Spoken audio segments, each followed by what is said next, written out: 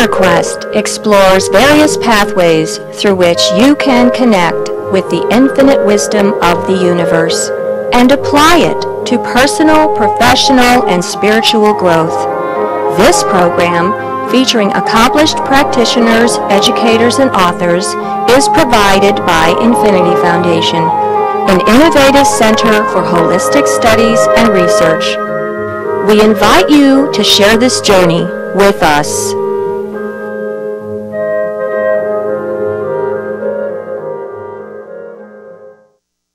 Hello, welcome to InnerQuest. My name is Jay Stone, your host for today, and our guest is Lozen BrownBear. Welcome, Lozen. Thank you, welcome. Lozen is an Apache artist, healer, musician, and teacher. She's also the sister of one of my favorite guests, Billy Tapatate. And for over 30 years, Lozen has endeavored to teach the spiritual way of life, counseling her spirit brothers and sisters along the sacred path of light and love. Can you say a few words of what it was like to grow up Apache? That's a difficult question because how do you describe being Apache? But I'll give it a best shot. Growing up, being Apache, it was, you know, it was every day was a ceremony, and we were taught to respect the earth. We were taught to be mindful about what we do with the earth. Tradition was a very important part of my mom and dad's teachings. So, you know, going to school, it was a different world, a whole different world. And when we came home, we had, well, you know, we were taught ceremony, and as you can see, you know, I work with herbs a lot, and my mother was a huge, huge teacher of working with the herbs and medicinal. My aunt too. Yeah, we're going to get into that a little bit more. Okay. Okay. And so, what age did your spiritual path start? Oh, from the first time I opened my eyes, it started then. But my first memory of it is when my mother, I think I was about 6 or 7, she taught me how to make dream catchers. And that's what's behind us? Yes, yes. Okay. But it was her stories that shared the sacred way, the medicine way, and it was just part of our everyday life, everything we did, and that's what was taught to us through the stories. You know, so that was the first awakening. Is there one of your favorite childhood stories you'd like to share with our audience? Oh gosh, there are many. But I think my favorite one is when the first time she showed me how to make a dream catcher. My mother had always grown our fruit and vegetables in our garden, which was not that big, but she managed to put a lot of stuff in that garden. Now, was this garden in Chicago? Yes. Okay. Yes, it was. Yeah. But we had trees, fruit trees, and just, gosh, corn, everything that you can eat that made meals for us. But the first thing I remember was my mom picking an apple out of the tree and making it nice and shiny for me. And I laid in her lap, and as I was eating this apple, she started to make a dream catcher. And she was telling me the story about the dream catcher. And she said, this is how you do it. And she was weaving it, and she did it really carefully. And I was always fascinated the way my mom, she had a movement in her, the way she moved. It was very gentle and sweet. And that was one of the first memories. Do you still have that original dream catcher? No, I wish I did. But because, you know, it was made out of the branch of a tree, and it was brittle, and it eventually. Now, your name, does your name have any significance? It does. I was actually named after my great-grandmother. The day I was born on September 22nd at 11 minutes after 1 o'clock in the afternoon, which was the equinox. And my mom would say to me, well, she knew that it was the alignment of the little bear. And so that's why I was called, you know, little bear, and it evolved to brown bear. But So Lozen, Lozen is little in Apache? actually, Lozen is actually the word truth. Oh. So because I was born under that sign, it was the You've sign got of a truth. lot to live up to. I sure do. I do. And I try to live up to it. Okay. And do you consider yourself being born into a spiritual path? Yes, I would say so, yeah. And I don't know, and excuse me if this question is awkward or inappropriate, but do Native Americans believe in reincarnation and life after death or life before birth? I can speak for my family, and yes, we do. Okay. Yeah, when a family member passes away and another family member comes, sometimes we see them in the eyes of that child. So we do believe that. Okay. Okay. So tell our audience about spirits and guides. Okay, spirits and guides. Well, everybody has them, has guides. We all But not have. everybody realizes it? Unfortunately, they don't. And that's the part where we try to help with ceremony and teaching. And the guides are always teaching us. Sometimes you even have that knowing. Where is that coming from? Intuition. Sometimes it comes from your guide, because your guide is always trying to make things better for you. Now, could the guide take on a physical form, like your mother? Yes, yes. And sometimes they come in just strangers in the street. And what age did you start to learn about spirits and guides? I was really young. I think I would have to be about 7 years old, because my whole family, we all saw them. We all thought it was just normal, and it was just part of our everyday life. And so, correct me if I'm wrong, but a spirit and guide is to help you become a better person? Yes. Okay. So what kind of things can a spirit or guide help us with? Our personality problems, because our personalities usually get in the way, and it takes us on a detour of our main purpose.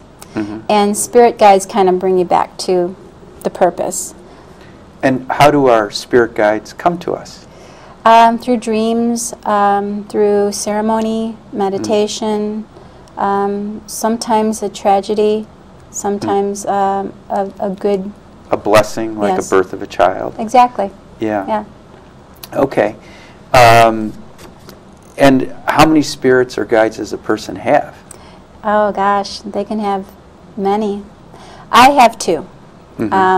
I can speak for myself. I have two. And how long have you had your spirits or guides? Since I was born. Okay. Do you think you actually had your spirits or guides before you came into this world, that they kind of guided your spirit into this world? I think there's an agreement that you make with these guides before you come into this world. And they say, okay, we're gonna be your guides, and is that okay with you? And of course you make that agreement with them. And so, how often can you actually consciously choose to consult your guide? Do you Absolutely. bring it in? Absolutely, every day I do. I mean, as many times as you want, as long as it's respectful. The guides aren't there to find your keys. They're there to help you with decisions that are important. Okay. Okay. All right. What else anything else we should know about our spirits or guides?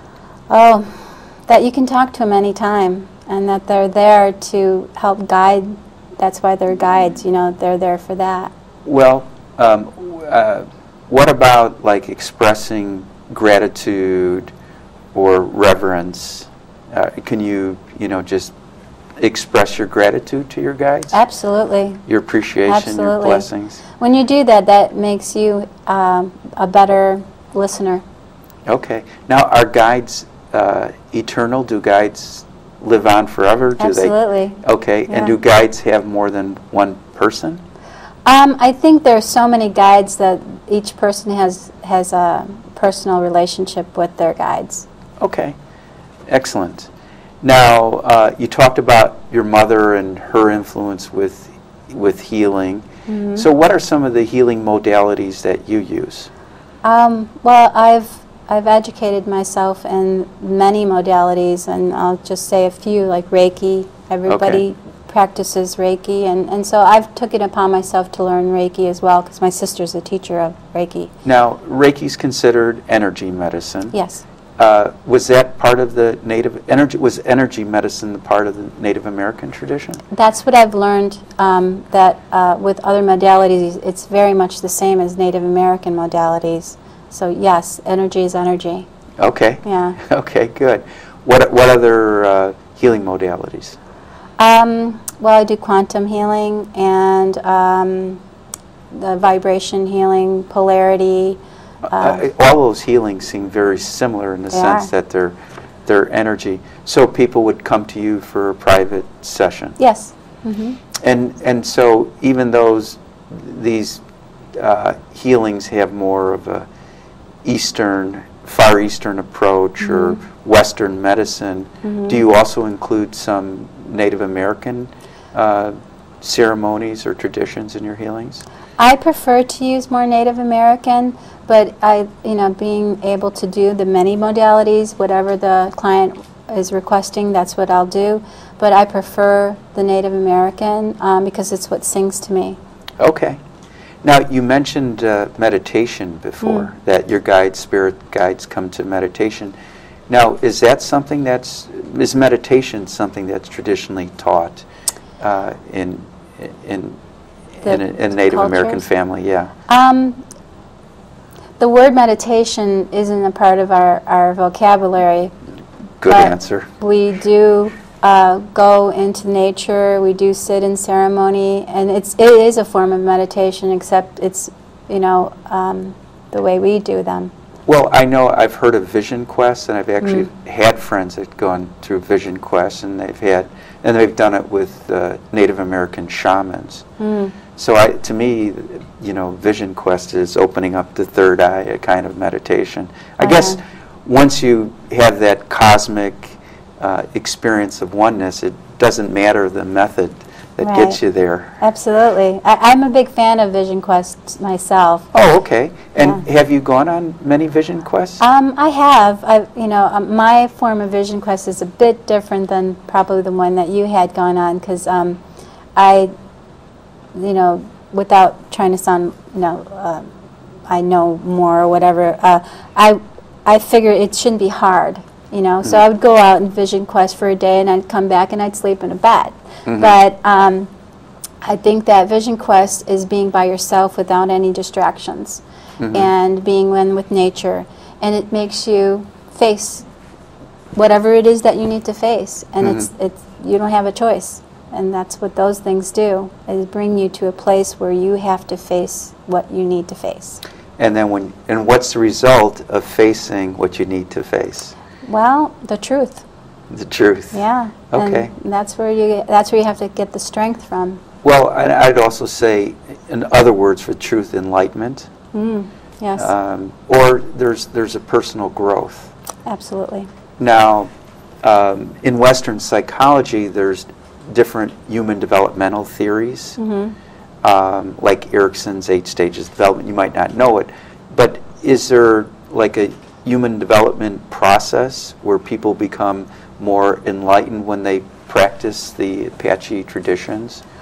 Well, any traditions that are spiritual, Apache included, it depends on the person and whether they want to go through the process of it. But the human development is that you start to realize what is the best for yourself and for the people around you, and you grow. And you realize that the personality does get in the way a lot. So when it comes to living a life with harmony and joy, you don't need to have the personality take you on your detours so much. Now, in Western psychology, we would talk about like the ego, the voice inside our heads that talks to ourselves as interfering. Is that kind of the use of the word personality that you're I using? would, yeah, yes, and also sometimes, like, you know, with if you're having challenges, and these challenges create illusions that take you into a place, and then your personality plays a big role in that. You know, however your personality is, it could be a strong personality that says, okay, I can deal with this, and then you have the personality that is a little bit more easier influenced by the things around them. So that's, yeah, the personality is, I don't know if I'm making any sense. No, you're making tremendous sense. All right, you brought some beautiful things, including, well, I think everything we're seeing here is what you made. Where would you like to start? You want to start with your sprays, your sage, your dream catchers? Well, you know, I guess I could just take it. The dream catchers are one of my favorite things because it was the first thing I learned to do. My mom taught me how to do them, and what age was it? 6. Okay. Yeah, I was 6 years old, and she first showed me how to do them, and they developed into you know, a better form because I use rings and not wood.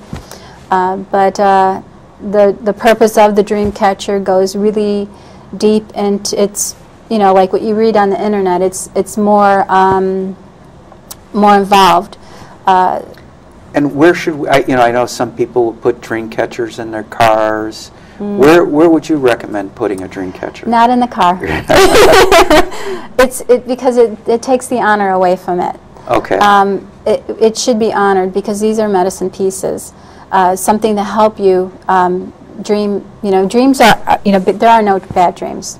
There are only dreams that teach you. And so even something that may first appear frightening, it's there to teach us and make us better. Okay. You got it. That's okay. right. So, yeah. Now, I notice you have different colors and shapes and feathers.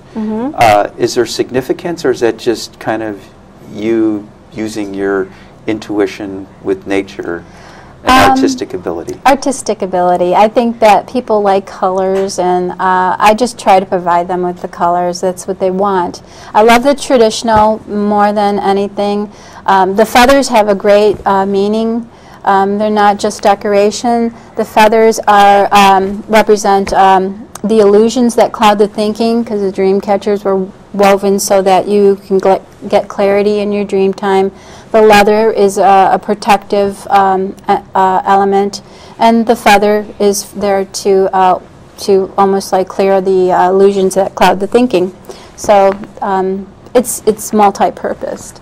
Now I noticed and that second one, there's kind of like a little bag there. Is there something in that bag? Yes, that's actually a medicine wheel, and inside the bag is a blend of herbs that, you know, we have here. The blend of herbs is it represents you. The center of this is, you know, the 4 directions are the directions of the many aspects of who we are, and the center is the medicine bag, which is us. We are the medicine. So that's what's there. Excellent, excellent. Well, let's move on. Can we talk about this? Okay. And that's your picture with your website on here. Yes. And your email address. Now you call this blend Dream Spirits. Now is this blend something that you created yourself? It's a generation of blend from my great-grandmothers down the way, and it started as the 4 sacreds, which is sage, sweetgrass, tobacco, and cedar. And each generation, with the time, things were needed, and the time meaning what was going on in that generation. So that particular person, or my grandmother would put her part into the blend. When it came to me, it was really evolved by then, so I had to take a look at the times, and I added some herbs to the blend as well. I see, looks like rose petals, Yep. lavender. Yes. Okay, some things I don't recognize. Something a root. That's osha root. Osha root. Okay. Never heard of osha roots. Yeah, it's also called bear root. Okay. Oh, that would probably be very important. Getting your name. Yeah. Yeah. And so, if somebody bought this and took it home, what would they do with it? They can use it for just about anything. They could use it for their medicine bags. They could use it for their smudging. Now, our audience may not know what a medicine bag, and I'll admit I don't know what one is. Okay. Is this what that's this? what that okay. is. So I'll hold up a medicine bag. So you Okay. put it in here, and what would you do? I noticed. Would it go on a purse? Could this go on a on a car, on a mirror? That's a no-no too. Yeah, I wouldn't recommend it. Okay. It's something that you would either hang on your around your neck or on your belt. Oh, I like Or that. keep it in your purse or something. And what I I do, could keep it by my phone. Get rid of that negative.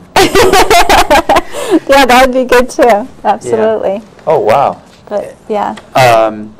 Yeah. So okay. So we take this home. You said put in medicine bag. What else would you do with it? You can smudge with it, which is clearing negative energy out of the house, environment, or yourself.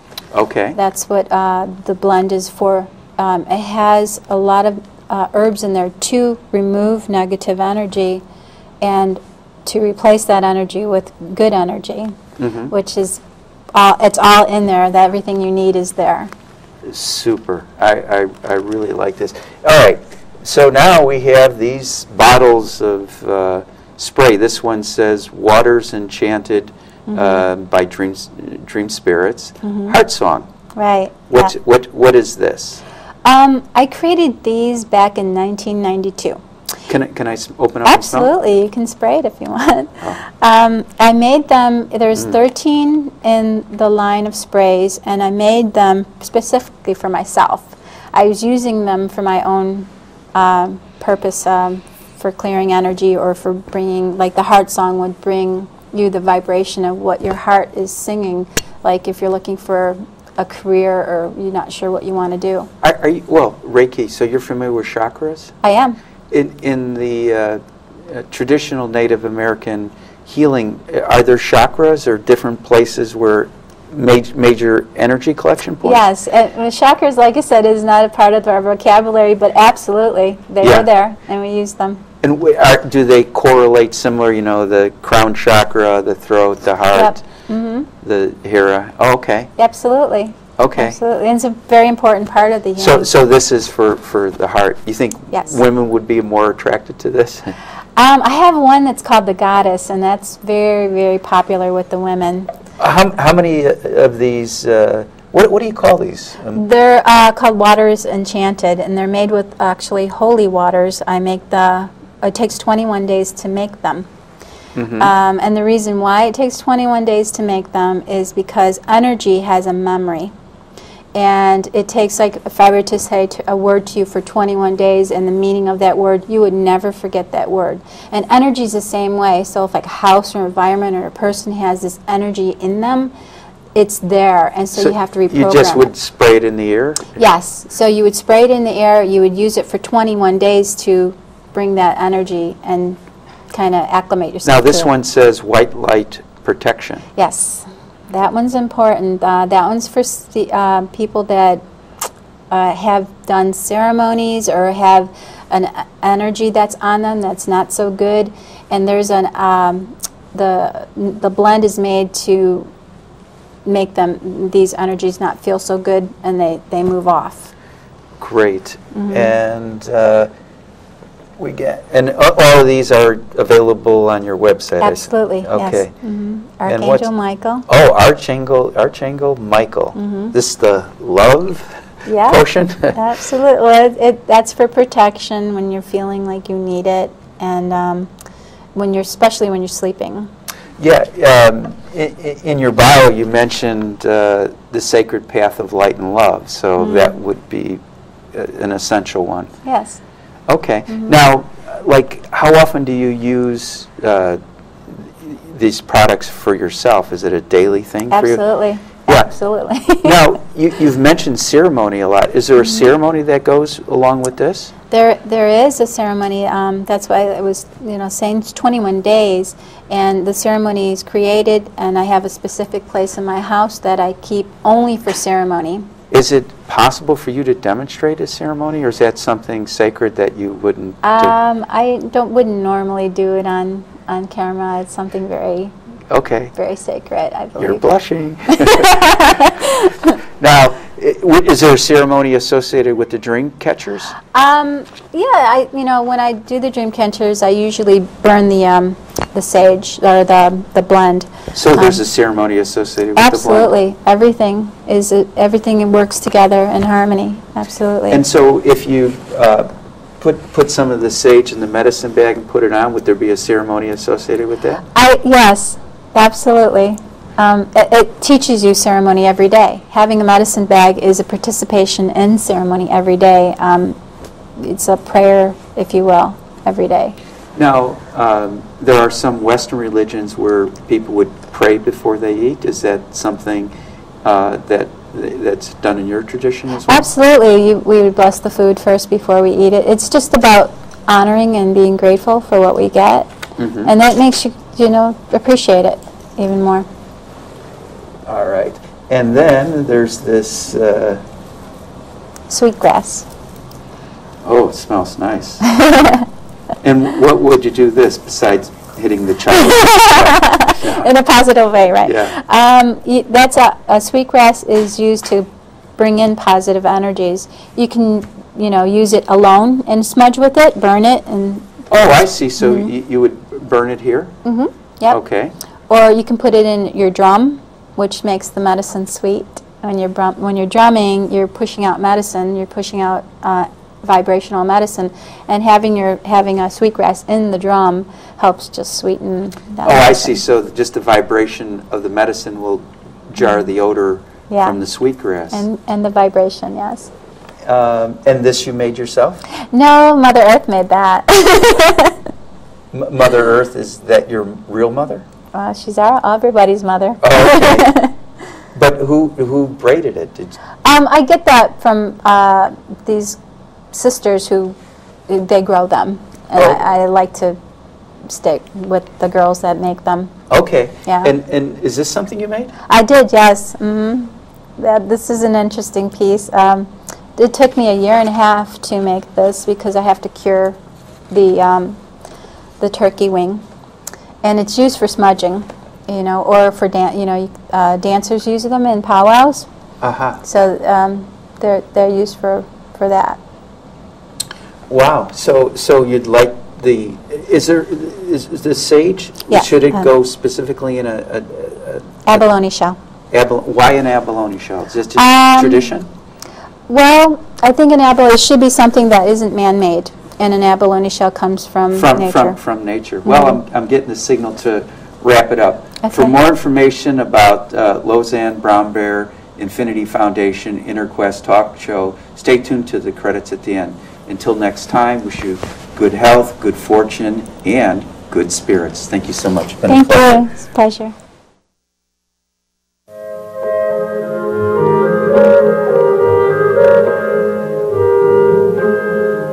For more information about this show, our guests, Infinity Foundation, or any of our other programs, please visit our website, infinityfoundation.org, or call us at 847-831-8828.